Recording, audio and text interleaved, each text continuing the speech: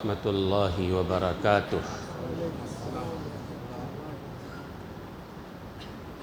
بسم اللہ الرحمن الرحیم۔ الحمد للہ وکفی وسلام علی عبادہ الذین اصطفی، اما بعد فاعوذ باللہ من الشیطان الرجیم۔ بسم اللہ الرحمن الرحیم۔ ان ھذا القرآن یہدی للتی ہی اقوم، وقال النبی صلی اللہ علیہ وسلم خیرکم من تعلم القرآن وعلمہ۔ صدق اللہ العلی العظیم وصدق رسولہ النبی الکریم، ونحن علی ذلک من الشاہدین والشاکرین، والحمد للہ رب العالمین۔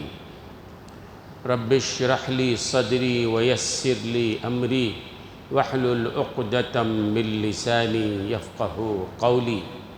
سبحانک لا علم لنا الا ما علمتنا انک انت العلیم الحکیم۔ اللہم رب زدنی علما، اللہم انا نسألک علما نافعا، اللہم جنبنا الفواحش والمعاصی والخطایا والزلل ما ظہر منها وما بطن۔ محترم حضرات، آج شعبان المعظم کی 19 تاریخ ہے۔ رمضان المبارک کی آمد ہے۔ ان قریب رمضان المبارک کا مہینہ ہم پر سایہ فگن ہونے والا ہے۔ کم سے کم اب تو اس کی تیاری ہمیں کرنی چاہیے۔ مہمان جتنا بڑا ہوتا ہے، جتنا اہم ہوتا ہے، جتنا عظیم ہوتا ہے، اسی کے اعتبار سے ہم تیاری کرتے ہیں، اس کا استقبال کرتے ہیں، اس کا اہتمام کرتے ہیں، اس کے لیے بہت ساری تیاریاں ہوتی ہیں۔ رمضان المبارک کا مہینہ ہمارے لیے مہمان کے طور پر آ رہا ہے۔ اللہ تعالیٰ اپنے فضل و کرم سے ہماری زندگی میں ایک اور رمضان المبارک کا مہینہ عطا فرمانے والے ہیں۔ ہمیں اس کے استقبال کی تیاری کرنی چاہیے تاکہ صحیح معنوں میں اس سے ہم فائدہ اٹھا سکیں۔ آپ حضرات سننے والے اور عمل کی نیت سے سننے والے ہیں، آپ جاننا چاہتے ہوں گے کہ آخر کس طرح ہم تیاری کریں، کس طرح رمضان المبارک کا ہم اہتمام کریں، استقبال کریں تاکہ اللہ ہم سے راضی ہو جائے۔ اس لیے کہ حدیث تو ہے نا، رمضان پا کر بھی جو اپنی مغفرت نہ کرا سکا بد نصیب انسان ہے۔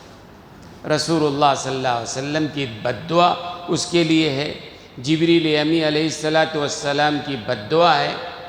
تو ہمیں اپنی مغفرت کرانی ہے، رمضان کا استقبال کرنا ہے، رمضان المبارک سے صحیح طور پر ہمیں فائدہ اٹھانا ہے۔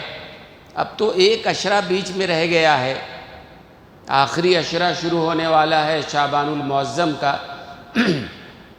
10 روز کے بعد رمضان المبارک انشاءاللہ ہوگا، تو اس کی تیاری تو ہمیں کرنی چاہیے نا۔ تیاریوں میں کئی باتیں ہیں۔ سب سے پہلی بات تو یہ ہے کہ آدمی توبہ کرے۔ آدمی جب گناہ کرتا ہے نا تو بندے اور اللہ کے درمیان ایک حجاب آ جاتا ہے، ایک پردہ آ جاتا ہے۔ مثال کے طور پر ایک بیٹا ہے، اپنے ماں باپ کی نافرمانی کرتا ہے، باپ کا دل کڑتا ہے، بیٹا نافرمانی کر رہا ہے، لیکن جب تک وہ باپ سے آ کے معافی نہیں مانگتا ہے، باپ کا دل صاف نہیں ہوتا ہے، کیونکہ اس نے نافرمانی کی ہے۔ ایسے ہی اللہ کی جو نافرمانی ہوئی ہے، کم سے کم اب ہم اس سے توبہ کریں اور طے کریں کہ انشاءاللہ رمضان میں ہم سے کوئی کوتاہی نہیں ہوگی۔ سب سے پہلے تو وہ آپ یاد کریں کہ آپ سے غلطی ہوئی کیا ہے۔ کہنے والے نے صحیح کہا ہے، اونٹ رے اونٹ تیری کون سی کل سیدھی، جائزہ لیں گے تو پوری زندگی غلطیوں میں گزر رہی ہے، لیکن اتنے عادی بن گئے ہیں کہ اب دل میں خیال ہی نہیں آتا کہ وہ بھی غلط ہے۔ مثال کے طور پر جھوٹ ہے، اتنا عام ہو گیا ہے کہ تقریباً 99% لوگ جھوٹ کو اب جھوٹ سمجھتے ہی نہیں ہیں، حالانکہ جھوٹ گناہ کبیرہ ہے، بڑا گناہ ہے، لیکن اب ہم جھوٹ کو جھوٹ سمجھتے ہی نہیں ہیں۔ ہر آدمی جھوٹ بول رہا ہے۔ تجارت میں جھوٹ تو کہتے ہیں اس کے بغیر تجارت ہو ہی نہیں سکتی ہے، یہ بہت بڑا الزام ہے شریعت پر۔ کر کے تو دیکھو تو جھوٹ ہے، ہر آدمی بول رہا ہے، اس کو گناہ بھی نہیں سمجھ رہا ہے۔ اور حدیث میں ہے کوئی آدمی روزہ رکھ لے، روزہ رکھ کے بھی اگر جھوٹ بولتا ہے، اللہ کو اس کے بھوکے پیاسے رہنے کی کوئی ضرورت نہیں ہے۔ بھئی کھانا جائز، پینا جائز، بیوی سے ملنا جائز، جائز چیزوں کو ہم نے رمضان میں چھوڑ دیا، لیکن جو پہلے سے حرام تھا اس کو ہم نے رمضان میں نہیں چھوڑا۔ جھوٹ حرام ہے، دل و دماغ میں اچھی طرح بٹھائیے، فلعنت اللہ علی الکاذبین، کہ اللہ کی لعنت ہوتی ہے جھوٹ بولنے والوں پر۔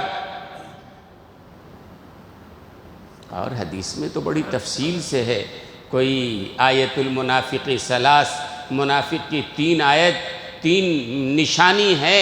اذا حدث کذب، بات کرے تو جھوٹ بولے، وعدہ کرے تو وعدے کی خلاف ورزی کرے، امانت رکھا جائے تو امانت میں خیانت کرے، اور اخیر میں اللہ کے رسول نے فرمایا یہ منافق ہے۔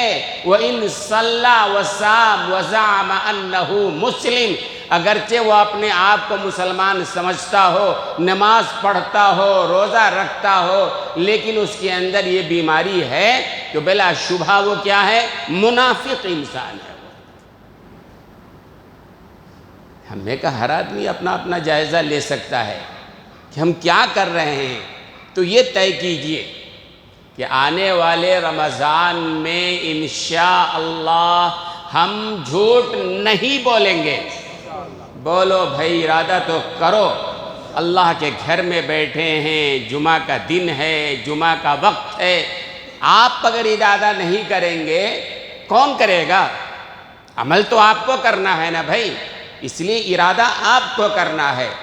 پہلی بات جھوٹ سے توبہ کیجئے، دوسری بات طے کیجئے کہ ہم کو جھوٹ نہیں بولنا ہے۔ 1 مہینہ انشاءاللہ مشق کر لیں گے نا، عادت ہو جائے گی، ہم غیبت نہیں کریں گے، قیامت آ جائے گی۔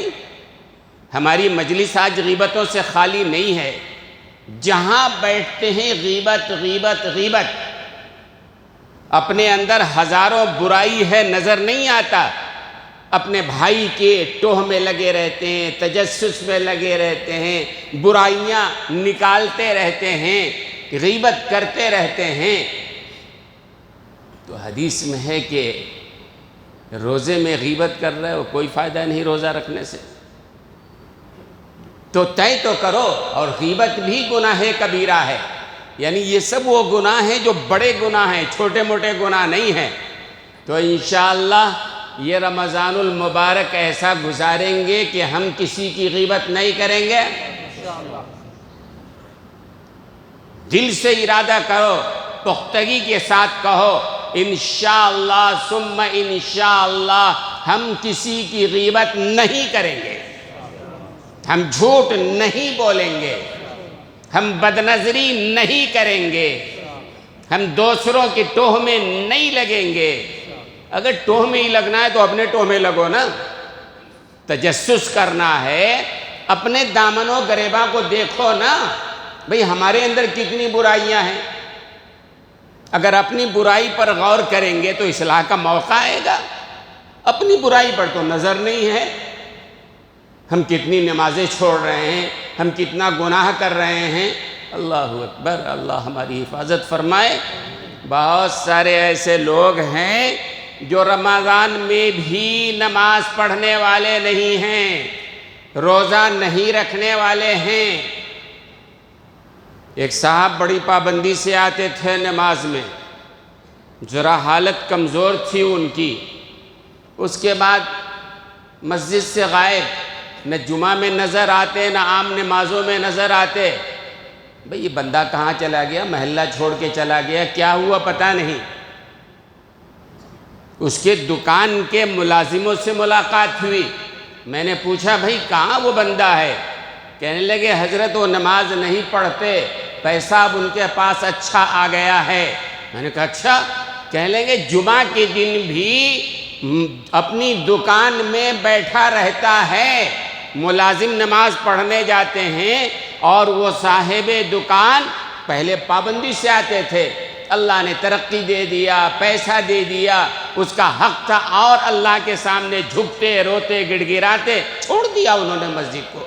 ایک مثال، میں نے نام نہیں لیا اس لیے غیبت کا سوال نہیں، عبرت کے لیے میں نے کہا ہے۔ بہت سارے لوگ ایسے مل جائیں گے۔ بھئی رمضان کا مہینہ آ رہا ہے، آپ کو طے کرنا ہے کہ ہمیں رمضان کے مہینے میں ایک نماز بھی قضا نہیں کرنا ہے۔ طے کریں گے تبھی تو بات بنے گی نا۔ ایک نماز بھی قضا نہیں کرنا ہے، ہر نماز جماعت سے پڑھنا ہے۔ کریں گے نا انشاءاللہ۔ اور مجھے تو اصل میں کسی اور موضوع پر بات کرنا تھا، یہ تو تمہیدی طور پر رمضان المبارک کا مہینہ آ رہا ہے، انشاءاللہ پھر میں عرض کرتا رہوں گا۔ عام طور سے رمضان المبارک سے پہلے قرآن کریم کے بارے میں عرض کرتا ہوں۔ یہ قرآن کیا چیز ہے آخر؟ یہ اللہ کی کتاب جو ہے کیا ہے؟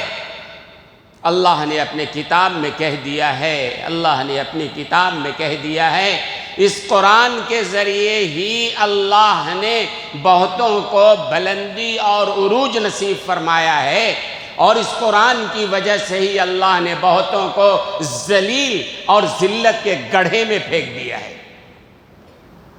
قرآن اللہ کا پیغام جو ہمارے نام آیا ہوا ہے، قرآن کے جو حقوق ہیں علماء نے لکھے ہیں کہ قرآن کے حقوق ہمارے اوپر ہیں، جب تک ان حقوق کو ادا نہ کیا جائے قرآن پر ایمان معتبر نہیں ہے۔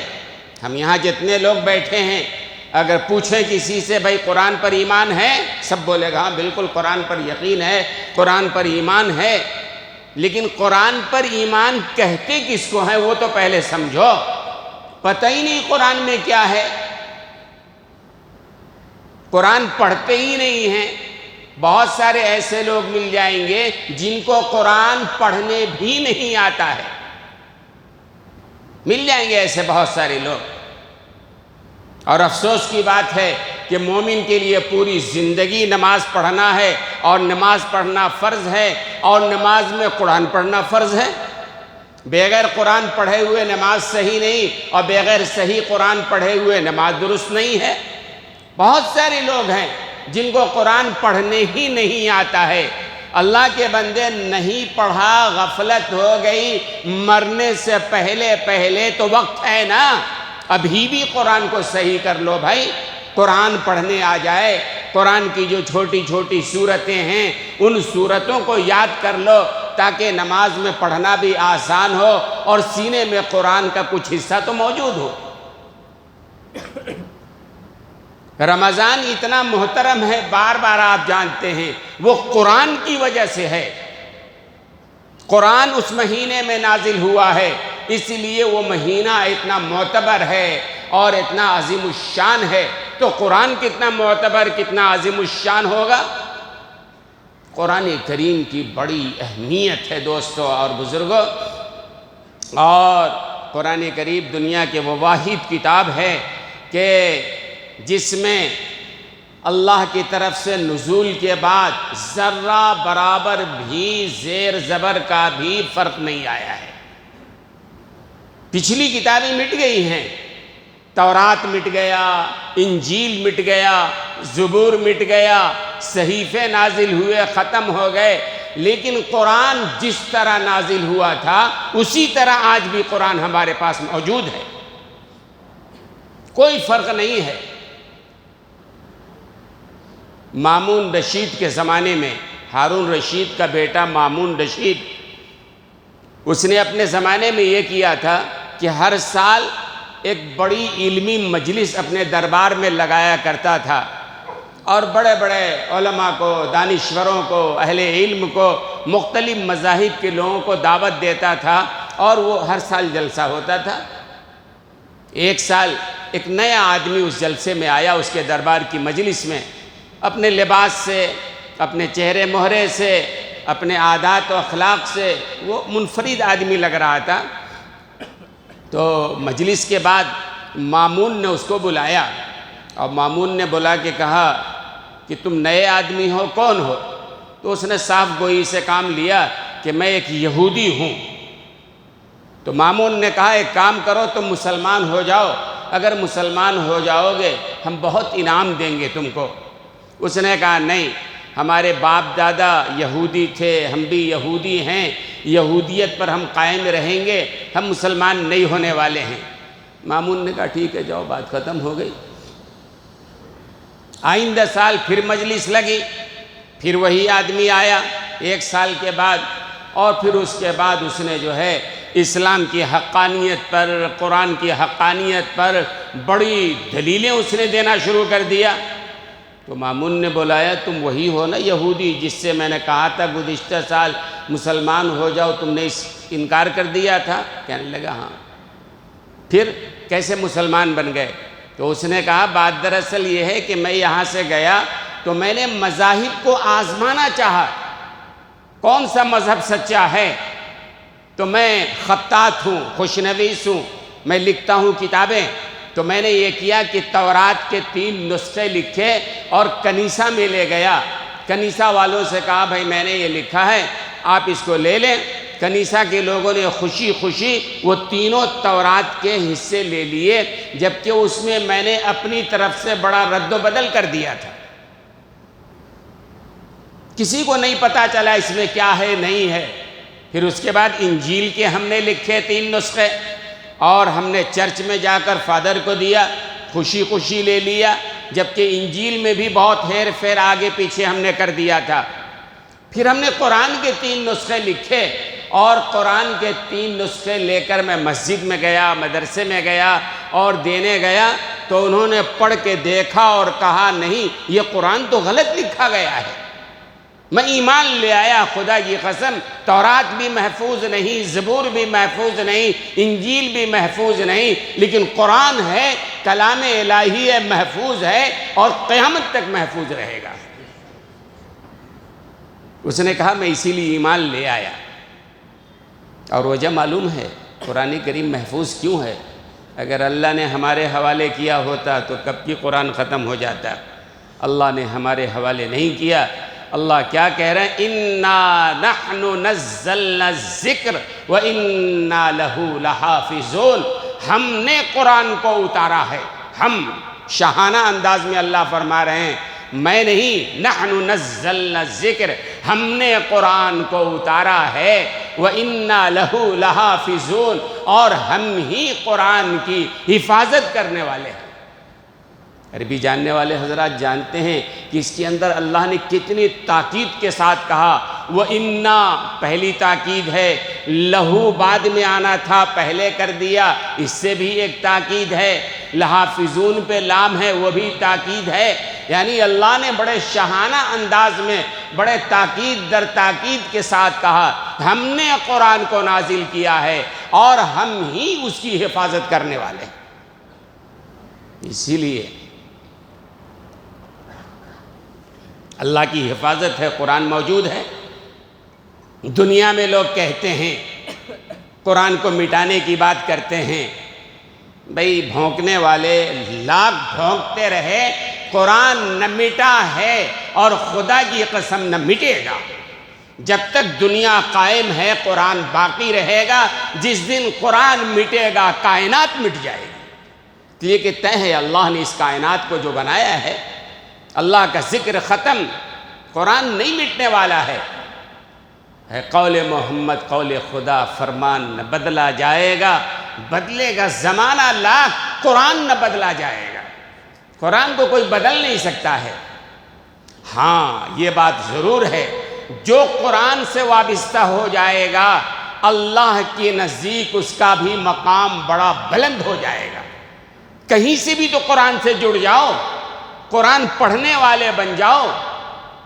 اور امام غزالی رحمۃ اللہ علیہ نے احیاء العلوم میں لکھا ہے، اللہ اکبر، جو آدمی حافظ قرآن کی حقارت کرتا ہے، جو آدمی عالم قرآن کی حقارت کرتا ہے، اللہ اس کے نسل میں کوئی اللہ والا نہیں اتارے گا۔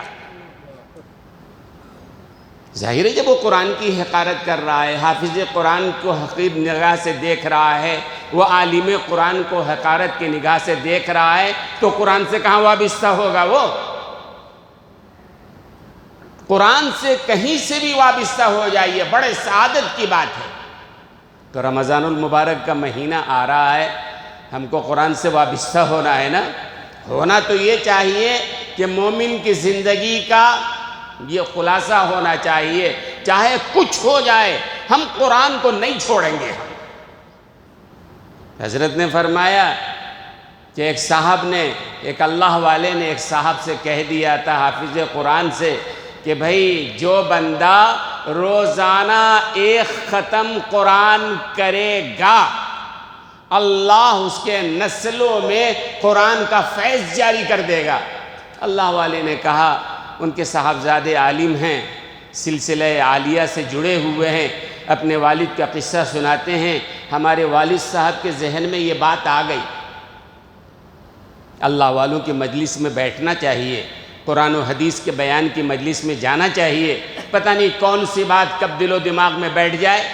کہتے ہیں میرے ابا کے ذہن میں یہ بات آ گئی، 2 سال تک روزانہ ایک ختم قرآن کرنا ہے، اگر ہم کریں گے تو اللہ ہماری نسلوں میں قرآن کی برکات کو نازل کر دے گا۔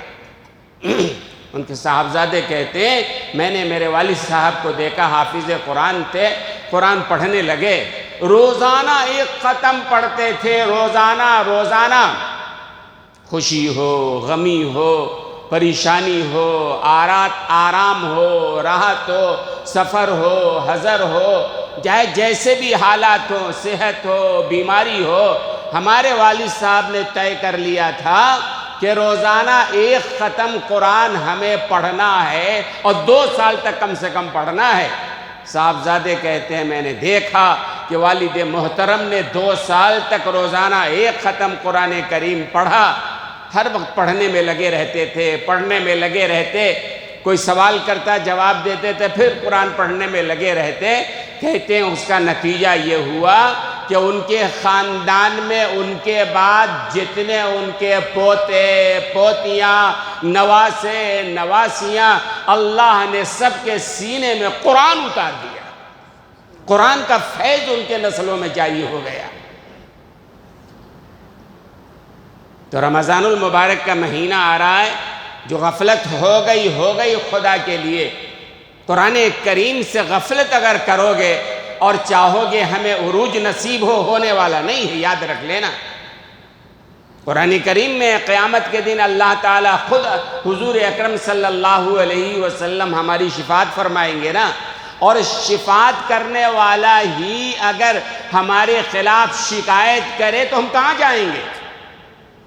رسول اللہ صلی اللہ علیہ وسلم شافع محشر ہے نا، انشاءاللہ ہم سب کی شفاعت فرمائیں گے، لیکن شفاعت کرنے والا ہی اگر شکایت کرنے لگے کہاں جائیں گے ہم؟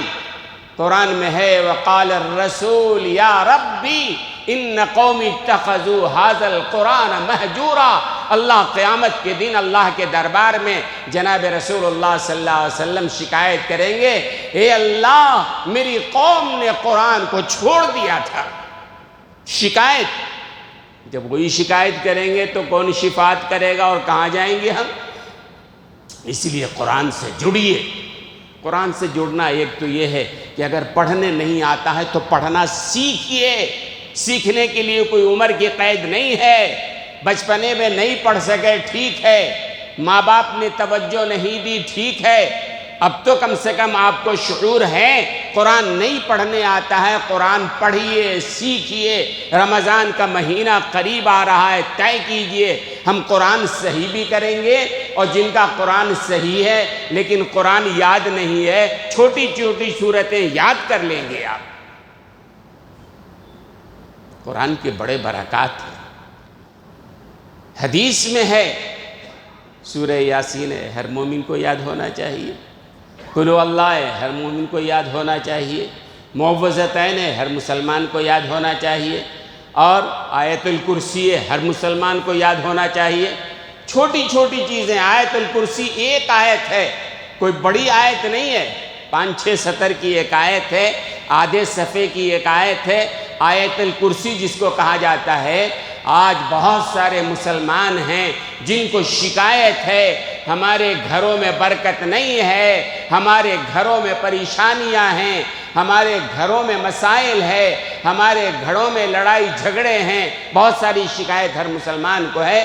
حدیث میں آتا ہے جناب رسول اللہ صلی اللہ علیہ وسلم نے فرمایا، کوئی بندہ آیت الکرسی رات میں پڑھ کے اگر سوتا ہے، اللہ کی حفاظت کی ذمہ داری بن جاتی ہے۔ اس رات کوئی ڈاکو گھر میں نہیں آ سکتا ہے، اس رات کو چوری نہیں کر سکتا ہے، اس رات آدمی دوسرے بلاؤں سے محفوظ ہو جاتا ہے۔ آیت الکرسی چھوٹی آیت ہے، یاد ہو تو نہ پڑھیں گے، جانے تو نہ پڑھیں گے، نسخہ رسول اللہ نے بتا دیا ہے، لیکن نہیں معلوم ہے، توجہ نہیں ہے، اس لیے اللہ کے واسطے توجہ دیجئے۔ یاسین ہر مسلمان کو یاد ہونا چاہیے، ہے نا بھائی؟ حدیث میں ہے، اللہ کے رسول نے فرمایا، جو بندہ سورہ یاسین کے بارے میں اللہ کے رسول نے فرمایا کہ سورہ یاسین جیسے ہر انسان کا ایک دل ہوتا ہے، ہر آدمی کا ایک دل ہے نا، ہر چیز کا ایک دل ہوتا ہے، فرمایا قرآن کا دل سورہ یاسین ہے۔ اور اللہ کے رسول نے فرمایا، جو سورہ یاسین ایک بار پڑھے گا اللہ اس کو 10 ختم قرآن کا ثواب عطا کرے گا۔ کتنا بھائی؟ 10 بار کوئی پڑھ سکتا ہے ایک دن میں قرآن؟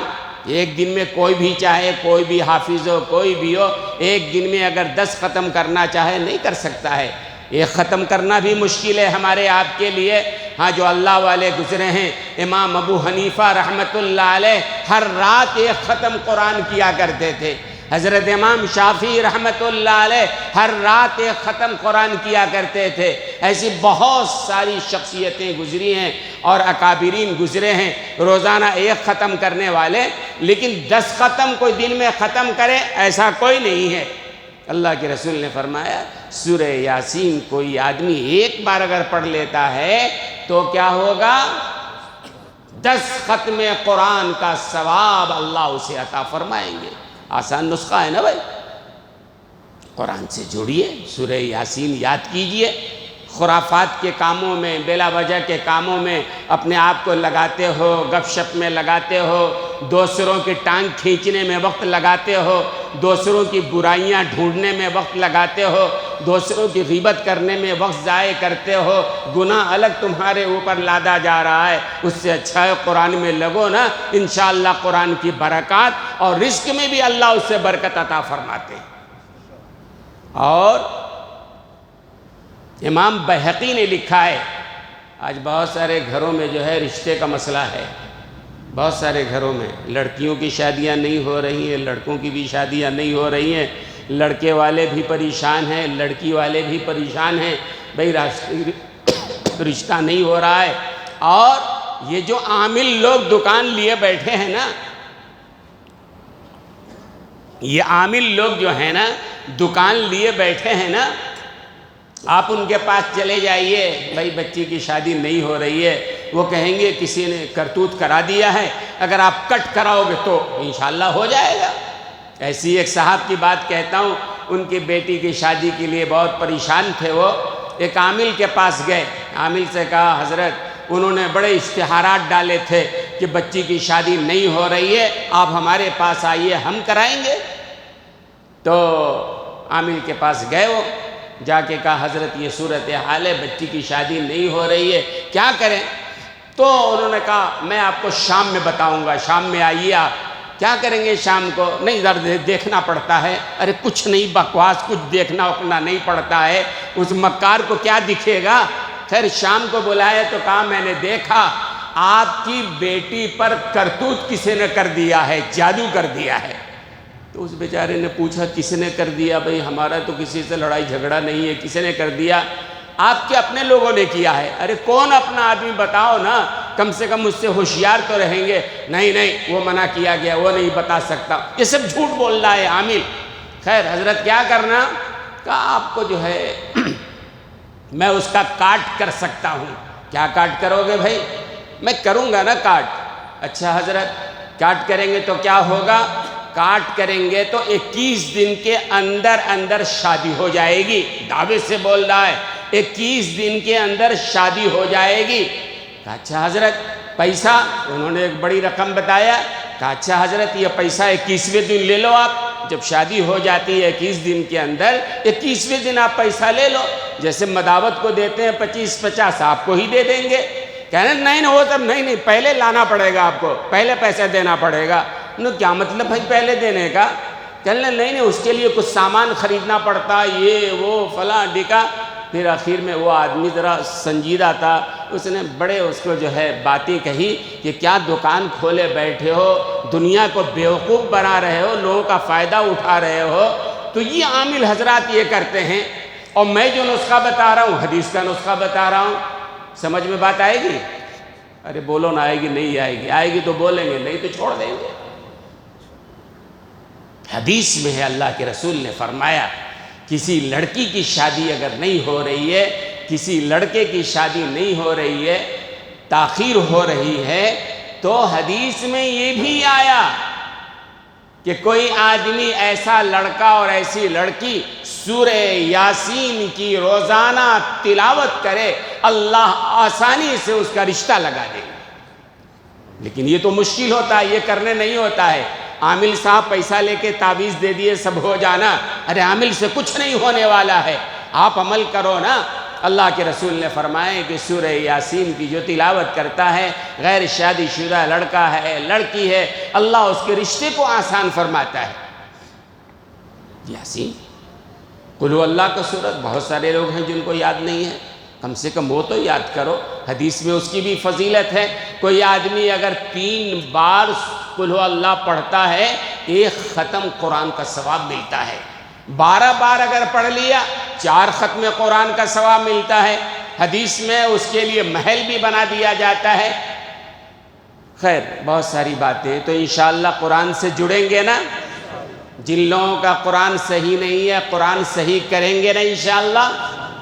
قرآن صحیح کرنے میں لگ جاؤ، اور صحیح کرتے کرتے میں نے کہا اگر صحیح ہونے سے پہلے موت آ گئی اللہ بھی عذر قبول کر لیں گے۔ ابھی بندے نے تو شروع کر دیا تھا، مہلت نہیں ملی، بات ختم۔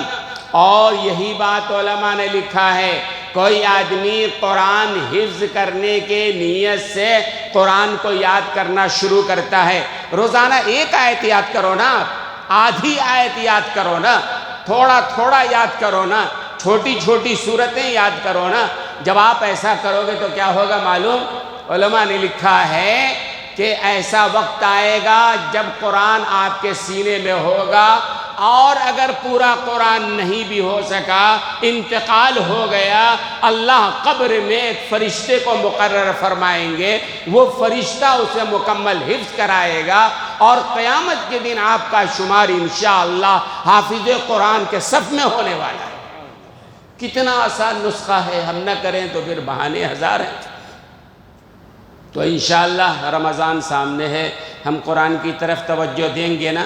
قرآن صحیح نہیں ہے تو صحیح کریں گے، قرآن کی صورتیں یاد نہیں ہے، چھوٹی چھوٹی صورتیں یاد کریں گے، سورہ یاسین یاد کریں گے، قل هو اللہ اور جو چھوٹی صورتیں ہیں ان صورتوں کو یاد کریں گے، اور فضیلت کی ایک بات عرض کرتا ہوں میں، بات بھی ختم کروں گا، وقت بھی ہو گیا ہے، ہو گیا وقت، ختم ہو گیا وقت، تو چلیے پھر میں بات شروع نہیں کرنا چاہتا ہوں، انشاءاللہ موقع ملا تو آئندہ عرض کروں گا، لیکن اتنی بات ذہن میں رکھیے، قرآن کریم سے کہیں سے بھی آپ جڑ جائیں گے انشاءاللہ، جیسے اللہ قرآن کی حفاظت کرے گا اللہ آپ کی بھی حفاظت کرے گا۔ آج دنیا مسلمانوں کو مٹا دینا چاہتی ہے، مسلمانوں کا نام و نشان مٹا دینا چاہتی ہے، ہمارے مسجدوں کو، ہمارے مدرسوں کو اور ہماری کتابوں کو اور ہماری تعلیمات کو مٹا دینا چاہتی ہے، ہماری شریعت کو، ہماری تہذیب کو مٹا دینا چاہتی ہے، لیکن اگر ہم نے قرآن کریم کو اگر سینے سے لگا لیا تو انشاءاللہ جس طرح اللہ قرآن کی حفاظت کر رہا ہے اس سینے کی بھی حفاظت کرے گا جس سینے میں قرآن کریم محفوظ ہوگا۔ کہیں سے بھی جڑ جائیے، قرآن پڑھنے والے بنیے، رمضان میں زیادہ سے زیادہ قرآن پڑھیے، دوستی چھوڑ دیجئے، دوستی رمضان میں چھوڑ دیجئے۔ ہمارے بہت سارے اکابرین رمضان میں تعلقات چھوڑ دیتے تھے، عوام سے تعلقات توڑ لیتے تھے، خاموشی کے ساتھ کہیں کونے میں بیٹھ جاتے تھے، قرآن کی تلاوت، اللہ اکبر۔ تو آپ بھی انشاءاللہ قرآن کی تلاوت میں لگیں گے نا، قرآن کی وہ چھوٹی چھوٹی سورتیں یاد کریں گے نا، انشاءاللہ طے کیجئے۔ اور ایسے ہی اخیر میں یہ اعلان ہے کہ ایک بات تو یہ کہ آج کل وہ سی اے اور این آر سی کی بات پھر چل پڑی ہے، سی اے این آر سی کی بات پھر چل پڑی ہے، آپ دیکھ رہے ہیں، اور عنقریب مسلمانوں کے لیے مشکلات، تو اس لیے یہ ووٹر آئی ڈی کا کام ابھی چل رہا ہے، اور کل اور پرسوں 2 دن جو ہے نا، ووٹر آئی ڈی میں جن نوجوانوں کا نام نہیں ہے اپنا نام شامل کرا لیں، یا جن کے نام میں غلطی ہے، پتے میں غلطی ہے، یا جن کا نام نکال دیا گیا ہے، بہت ساروں کا نام جو ہے ووٹر لسٹ سے نکال دیا گیا ہے، تو آپ جائیں، اس مسجد کے سامنے بھی کل اور پرسوں 2 دن کیمپ لگایا جا رہا ہے، اور ضرورت کی چیز ہے، آج کے حالات میں اس کی بڑی اہمیت ہے، بڑی ضرورت ہے کہ ہر آدمی اپنے ووٹر لسٹ کو دیکھے، ووٹر لسٹ میں نام ہے کہ نہیں، اگر نہیں ہے تو صحیح کرا لو، نام غلط ہے تو نام صحیح کرا لو، پتہ صحیح نہیں ہے پتہ صحیح کرا لو، یا کوئی نوجوان جس کا پہلے نام نہیں تھا اب عمر ہو گئی ہے وہ بھی اپنا نام اس میں داخل کرا لو۔ تو یہ 2 دن کے لیے نوجوانوں کی طرف سے یہاں مسجد کے سامنے کیمپ لگایا جا رہا ہے، اور بھی دوسری مسجدوں کے سامنے کیمپ لگ رہا ہے، موقع اچھا ہے، آپ کو کہیں جانا نہیں ہے، جو اس محلے کے حدود میں رہنے والے ہیں اپنا ووٹر لسٹ چیک کر لیں، اور ووٹر آئی ڈی میں کچھ خامی غلطی ہے تو صحیح کرا لیں گے نا انشاءاللہ، اور بھی اپنے دوسرے کاغذات ٹھیک کرا لیجئے، اس لیے کہ حالات بڑے سنگین آنے والے ہیں، اور دشمن اس طاق میں ہے کہ کوئی بھی کہیں سے بھی بہانہ ملے، کہہ دیا جائے کہ آپ ہندوستانی نہیں ہو، آپ باہر سے آؤ، پھر اس کے بعد بڑے مشکلات ہیں، اللہ ہم سب کی حفاظت فرمائے۔ ایک اور اعلان ہے، یہ مسجد کے چندے کا اعلان